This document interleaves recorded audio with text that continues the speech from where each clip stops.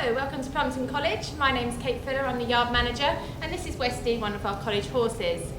Today we're going to do a short video on how to lunge.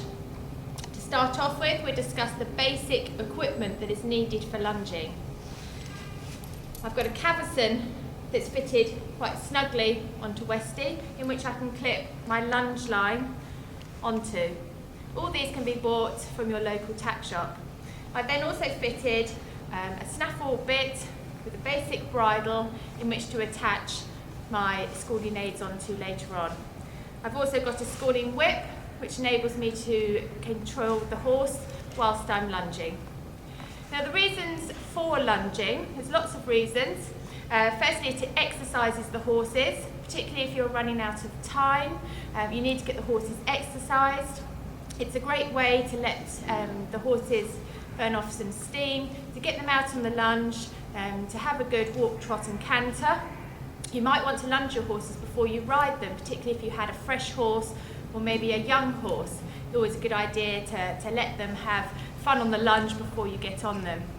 Lunging also helps the horse with suppleness, with balance, which basically increases the horse's basic schooling. It's a good chance to also see the horse whilst you're on the floor. Sometimes when we're riding our horses all the time, it's a good chance to take a step back and to view our horses and seeing how they're working. You could also test to see if they're sound. Maybe if your saddle didn't fit or your saddle was being repaired, it's also a good way of exercising the horses without actually having to ride them. The horses also get used to your voice aids, which of course will help when you're riding. So if you're going to lunge, it's always good to lunge in a safe environment. We're very lucky here, we've got an indoor school, but I'd make sure that the ground condition was good, that the gate was shut. There's no reason why you can't lunge out in a field, but obviously make sure that you do have a safe environment, that the other horses are away, and that any gates are shut properly. Now I'm going to show you how to use side reins when lunging. Side reins is one of the basic schooling aids that you can use when lunging your horse. And the side reins replace the rider's rein and hand contact, therefore encouraging the horse to work from behind and work into an outline. When fitting the side reins, you can either use a saddle or a roller, as I've got today.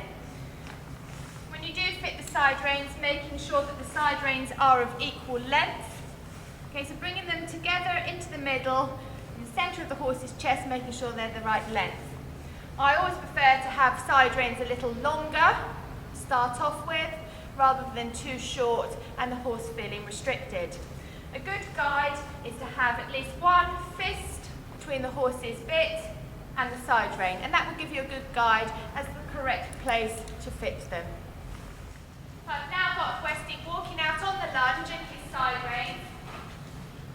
It is always important to remember that when you start lunging your horse, you just have the side reins clipped onto the saddle or the roller.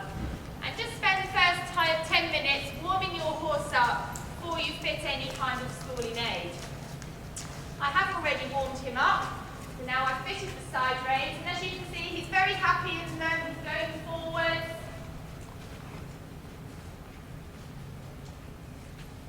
We mentioned that the side reins replace the rider's rein aid from the hand through to the bit. It's also important to remember that you must have a lunging whip with you, as your lunge whip then replaces the rider's leg aid, therefore encouraging the horse to work from his back end forwards. Okay, he's comfortable in walks. I'm now going to ask him to have a little trot. Good boy, trot on. Good boy. And on. So making sure he's going forwards in the trot, that you've got him in a nice large circle.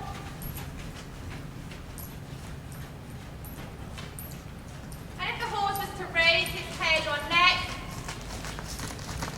there would be a little bit of